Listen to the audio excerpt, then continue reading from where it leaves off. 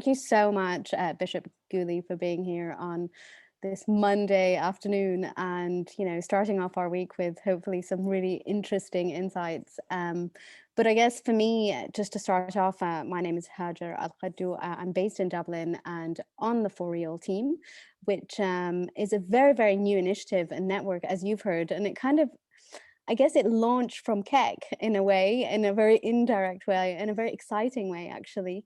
And as it stands for Female Religious Leaders, and that's why you're here with us today. And I guess a part of it is to reclaim the narrative of women in faith and interfaith, and just to really kind of expand the conversations, some of which we are having behind closed doors and some of which we are having in public, and that's the point. I guess we're from a few different places, mainly Europe and North America at the moment. So we're bringing together, young female leaders, and I keep saying young, but we're also some of us in our 30s, and which is, I think, is young, and 40s, and and I guess it's about believing in diversity of female leadership from the interfaith perspective, but also using our traditions and our societies in which we live in order to project our voices. So I guess it's for us to project the voice. It's also for us to open the spaces to listen to each other. And a lot of the time is when we're reclaiming our narrative, it's always our voices that are being projected rather than us listening to others. And this is the idea of our kind of our semi-launch of FoRēL, which was in November, through our first webinar. And so that was just a real basic introduction as to what we are. We're a network bringing together women, female leaders, future female leaders as well, and really, expanding that voice. We still haven't figured out where we're headed. We're in the process of doing that, but we're really excited to have you with us actually today. Thank you very much. It's really good to be here. I'm afraid I don't fall into the young category, however you define it. But it's really good to be here anyway. Thank you. Yeah, but we're excited to have you, Bishop Guli. And well, my name is Leah. I'm also part of the core team of FoRēL, and Bishop Guli and I have met in KEC, in the Conference of European Churches, where she serves as a vice president. But first of all, to our audience, let me introduce Bishop Guli. Her full name is the Right Reverend Dr. Gulnar Frances Dehkani, and she serves as a Bishop of Chelmsford in the Anglican Church and ministers to the people of Essex and East London, if I'm not mistaken, since early this year. She's originally from Iran and also focuses on her work with different cultures and ethnic minority groups in her dioceses and districts. And yeah, I'm really excited that you are on this call today. And this is kind of a extended version maybe of our second webinar, which looked at different forms of female religious leaderships, but also actually including female religious leaders from different faith traditions. And we didn't have an Anglican, so that's really good to have this perspective now as well, and also to learn from you. And so I would like to start off with the first question, whether you can tell us give us a bit of context about female leadership in the Anglican Church. Sure. Yeah, thank you. Well, I'm sorry I missed the webinar. It certainly sounded very interesting. So I think the first thing I suppose I want to say is that when I first started to explore being ordained and was ordained over 20 years ago now, I never thought of myself as going into a leadership role particularly. I thought that I was, that I was going into ministry. So the idea of ministry being much more around service and care of others, it has always been quite important to me. And I think that certainly in the Anglican Church, I don't know so much about other traditions, the language of leadership is fairly recent, really. Leadership as such doesn't exist as a term, hardly at all in the Bible or in the New Testament, but it began to be coined around about the middle of the 20th century, certainly here in the Church of England, and it's now in very common usage. So often we'll hear about those who are in church leadership rather than in church ministry, and I think that's quite a it's important for us to remember what the roots of our leadership are, which are around ministry and service. So I'm not against using the term, but I do feel it needs qualifying, because I think church leadership by its nature should be something that is very different and distinct to other types of leadership.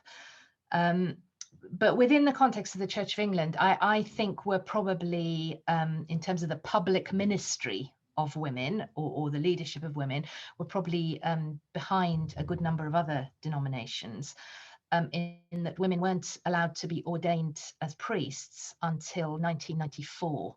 So it's relatively recent. And in fact, we didn't have women bishops until 2016.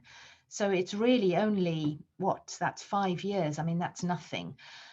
So we're still considered a little bit of a novelty, if I can put it like that. We're still relatively new, particularly as bishops. I mean, the ministry of women as priests is now very much a part of the Anglican Church, and it's something that many people are used to. However, there is still division in the church about it, and the Church of England legislates to allow churches, for example, to exempt themselves from the ministry of women.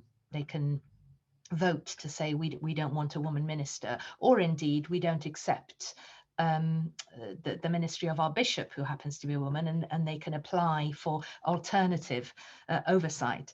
So we're in a strange time where we kind of live with these tensions and these paradoxes, whilst at the same time now being very much a part of the church at every level. Wow, I wouldn't have imagined that there are actually parishes who can vote against your leadership or against your ministry in the biggest term. That's really interesting. But also that it's such a recent phenomenon, but still you can be a bishop, right? So that has been quite a rapid process, I imagine, and also probably difficult for some people to imagine that these roles could be fulfilled by women. Other than the hierarchies and the matter of being accepted in the broad terms, what kind of challenges do you face? And I mean, those challenges where you find yourself in a position that you think, well, probably this is rather against me as a woman, or it is directed to me as a woman rather, and it might have been different if I was male. Are there any situations like this or challenges that especially women face? Well, I think particularly in the early years, as people get used to having women, particularly as bishops, the challenge always is that if, as a woman, we're seen to fail or not perform as well as people expect, or to fulfill people's expectations, or whatever it is, we're seen as a representative of our gender. So it's not just me failing, it's the sense that people will judge all of women's ministry by how they judge mine, in a way that I think isn't so common with men. So a man may be considered to be either good or not, but he's good or not as an individual, whereas I think sometimes as women we're judged more widely than that, if that makes sense. And I think, I mean, just going back a little bit to the tensions of the Church of England, where women's ministry is now fully accepted, and yet people can legislate to opt out of it. I think that's something intrinsically about the desire of the Anglican Church to remain a broad church and try to include people of all different views. I think there is something very particular about the Anglican Church in that respect. And this issue around women's ministry, as indeed one or two other issues now, are stretching us to our absolute limits in terms of, can we stay together as one body, even though we disagree on some kind of fundamental practical questions. But yeah, going back to the challenges as a woman, people aren't used to seeing women in this role, and that for some people is shocking still, to see a woman standing behind an altar or speaking with any kind of authority. But I think much more, I've been aware of the extraordinary positive impact for many people, particularly for women who have suddenly seen themselves represented in the leadership hierarchy ministry of the church. And there's something very powerful about seeing ourselves reflected back at us. And so sometimes I'm conscious that I don't even have to say anything. Just by virtue of being present, sometimes that has quite a powerful impact, either negatively or more often than not positively. Yeah, wow, that gives much hope. Just to also hear about this positive resonances and your positive presence, and that this female presence can both be very good in its general perspective and also, or have the good reflection and the bad reflection over to all all women. Yeah.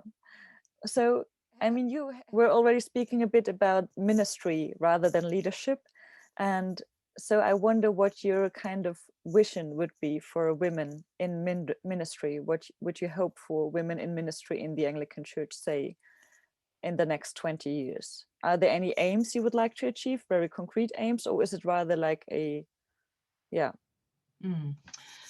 Yeah, it's always an interesting question, isn't it? The question about vocation has different dimensions to it. And I think, one side of it is our own individual sense of vocation and what it is that we're being called to be and to do, and how we fulfill that for ourselves and the communities that we serve.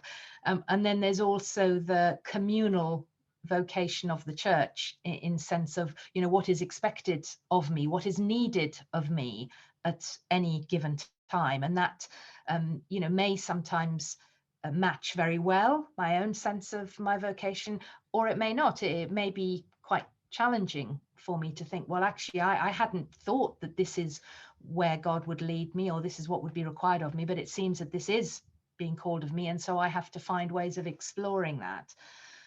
So generally speaking, my longing is for all women in the church and more widely, and indeed all people, to feel fulfilled in the sense that they're being most fully the person that they're called to be. Collectively, I'd like to see a church where this isn't a matter of division anymore. I accept that this is where we are, and I pledge to work well with those who don't accept my ministry. But I do long for a time when the church isn't divided over this issue. I see it fundamentally at heart as being a matter of justice, and not just justice for individual women in terms of kind of equal rights, but actually there's something about the fact that I think the church itself is diminished until it sees all people as equally made in the image of God and able therefore to fulfill their calling, whatever that happens to be. So yeah, there's something about individual women having the opportunities to be able to offer the best of who they are and to feel fulfilled. And then there's something about the acceptance of the church in terms of women's ministry without it being a divisive issue. Well, thank you for broadening this horizon up to the bigger question of vocation and actually what we are called to, and to include actually all humankind. I think this is crucial for the times in which we live, and especially this last year has taught us how many people always have less options and less possibilities to participate in our discourses, and how many are left behind continuously. So yeah. I wonder whether there's one piece of advice you as an experienced minister would give to us as young female religious leaders. Oh my goodness, I have to say I wouldn't presume to give any advice really. But what I would encourage you to do is more of what you are doing, you know, networking and drawing on the experience of others and sharing insights and supporting one another is not to be underestimated. They are hugely significant in the development of everyone, but of women particularly. And when I think about the different roles that I've held and the way that I've grown and developed, a large part of that has been to do with the fact that I've had good people around me supporting me. I've used those networks well, and I've had people willing to take risks on me, I suppose. So yeah, we should never, I think, underestimate the capacity and capability of anybody, but be willing, particularly as women, to support one another. And you know, for those who already have the experience and are in positions of authority or influence, to give a hand up to those who aren't, rather than, you know, closing doors, as it were. So it's a really important part of my ministry that I offer support and mentor other women as much as time allows. It feels like a really important thing because I know that others have done it for me, and it's been such a significant part of my own growth and development. Well, that's great. And actually, you're also somehow, at least for me, a mentor in this really broad sense of setting an example. So this is great. I think we still have time for 1 or 2 more questions, and I'm wondering whether you, Hajar, would be keen to ask Bishop Guli anything that is, yeah.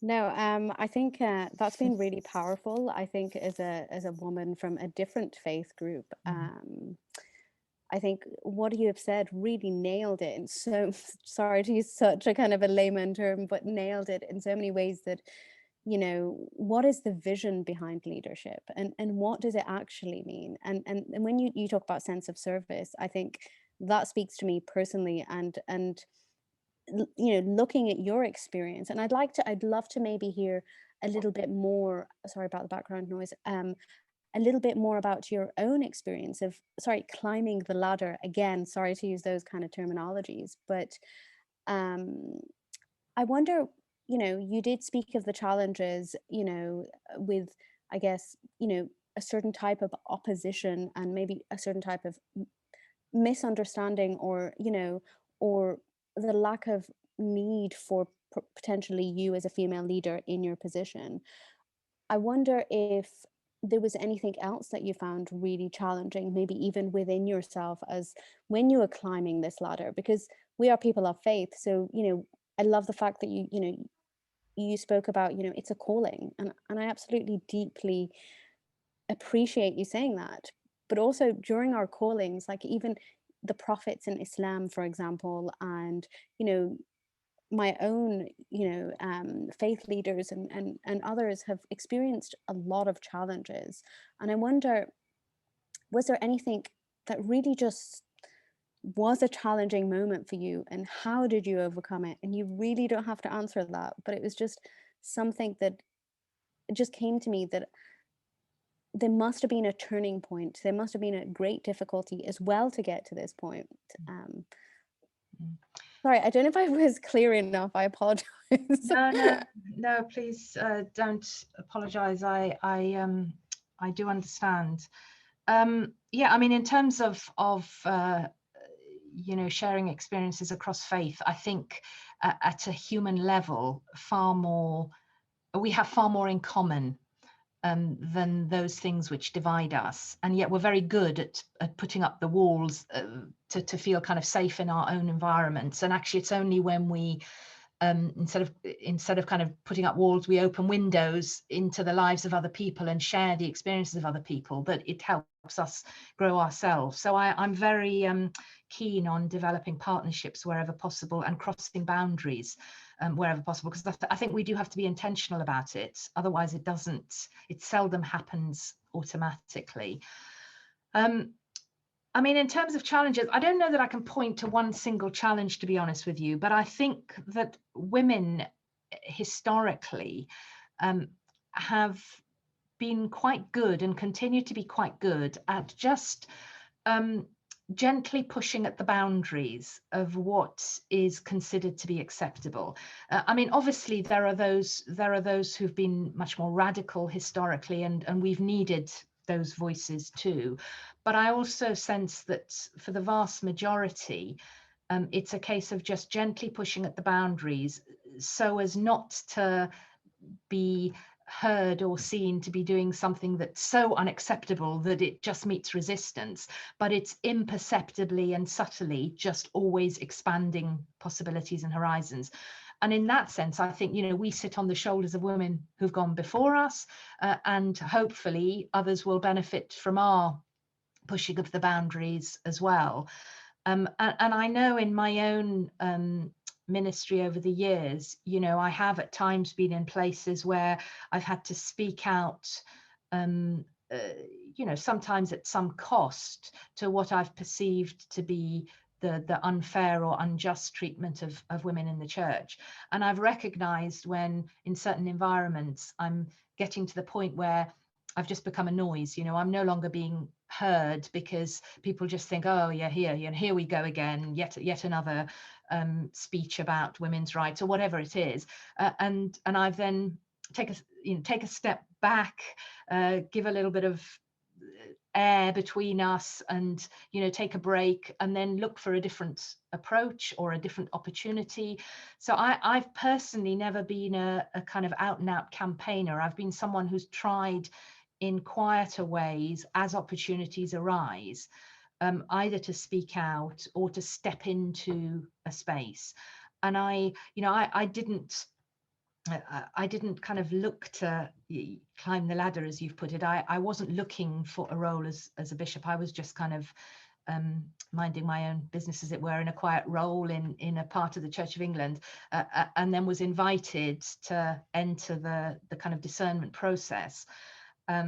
And just felt very much that it was right that I should pursue that exploration to see if this was going to be right for me. So I have quite an instinctive approach, I guess, and I feel my way. You know, in the first year after I became a bishop, because I hadn't come from a conventional route, I hadn't had the leadership experiences that many have had who become bishops. It was a massive, steep learning curve for me. And I think we have to be able to embrace our failures and acknowledge that if we're going to push ourselves and learn new things, then inevitably we're also going to make mistakes, and those mistakes become learning opportunities. So I don't have a kind of 10-step plan to say this is what I did, and if other people do this, this has emerged. You know, I'm a great one for allowing opportunities to emerge and then grasping them, and then crucially making the best of them. You know, how can I in this role give of my best, and I'll do it differently to how anybody else would. And at that point, then the crucial thing is my own spiritual rootedness, and remembering that in the end, what I am is a child of God. And if I lose sight of that and my commitment to pray and bring myself before God, then I may as well pack up and go home. So in some senses, it's very, very basic. And it's something that I think all of us strive to do, to hear God's call in our lives and to be faithful.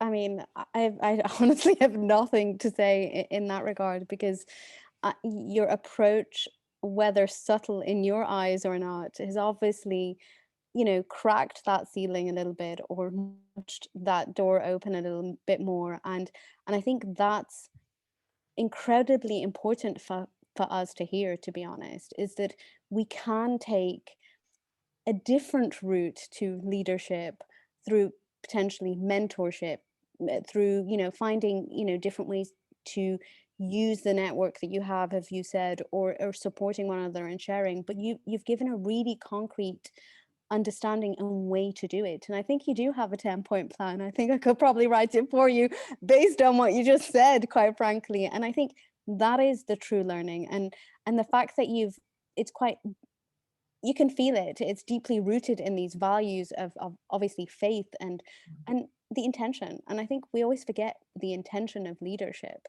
You know, you think you've said things like supporting, networking, sharing, mentoring, and I think as women, is that I feel as though that's the core of who we are actually as women. And I don't know if you want to add to that at all. No, I mean, I absolutely agree with you. I think on the whole, as much as it's possible to generalize with these things, we're very good at making relationships, building relationships, and you know, we find ways of relating to one another in quite deep and meaningful ways, and they can be those kinds of relationships can be life-changing, even though we may not realize it at the time. So reaching out, listening to one another, encouraging one another, you know, giving confidence to one another, all of those things count for a lot, because as women, I think we do often lack our own self-confidence, you know, that imposter syndrome. Yeah, I think we all recognize that, and you know, we can do an awful lot to help one another. We do much better together than we do alone. Thank you so much for sharing your experiences and also your thoughts and reflections about this topic, and for taking the time. Obviously, I know you have a really full diary, and it's great that you made some room for this conversation. Not at all. It's been a real pleasure, and you know, well done for all you're doing, and thank you. And I look forward to hearing great things in the future about how you're getting on and how you're developing this network. Thank you. Thank you so much for your time. Honestly, it's been really eye-opening, actually, because it's really difficult to hear some of these messages. I don't know whether we're not listening well enough or we're not listening to the right people enough, but this has been an incredibly important interview in my eyes, because, you know, there was so many big, important lessons here. And so I thank you. And I thank you on behalf of FoRēL as well. I think this has been one of those FoRēL conversations, and thank you for taking that time to discuss and chat with us. Not at all. Thank you very much. Good to see you both. And thank you. Well, Leah, I'll see you definitely again. But Hajar, Yes. really good to meet you. Yeah, thank you. Great to meet you as well. Okay. Really appreciate your time. Bye-bye. God bless. Bye. God bless. Bye-bye. Have a good day. Bye.